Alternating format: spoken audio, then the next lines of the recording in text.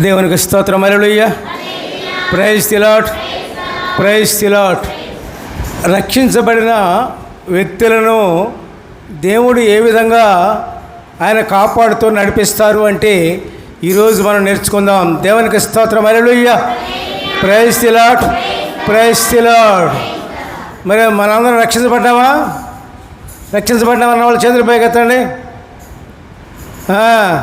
ఇట్లా ఎట్లా మీరు రక్షించబడలేదా? ఏందో దేవునికి స్తోత్రం చేయండి. హల్లెలూయా. Praise the lord.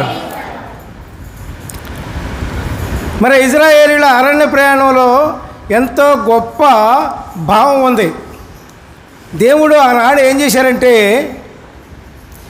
శరీర ప్రకారముగా వారిని ఐగుప్తీయుల బానిసత్వం నుంచి విమోచించి ఇజ్రాయేలీలను అరణ్య ప్రాంతంలో గుండగా నడిపించి చివరకు చేరుస్తానన్న కానాను దేశానికి, కానాను దేశం అంటే ఇజ్రాయెల్ దేశానికి దేవుడు నడిపించారు.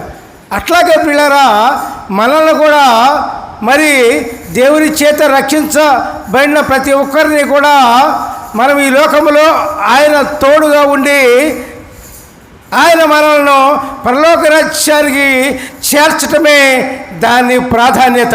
హల్లెలూయా. Praise the lord. ఇది భావం, సెంట్రల్ ఐడియా. ఇది దేవుడు చేసిన ప్రణాళికలో ఇది. ఇజ్రాయేలును ఏ విధంగా అయితే నడిపించారో అదేవిధంగా మనల్ని నడిపించి దేవుని రాజ్యానికి చేర్చటమే ఆయన గొప్ప ప్రణాళిక. హల్లెలూయా.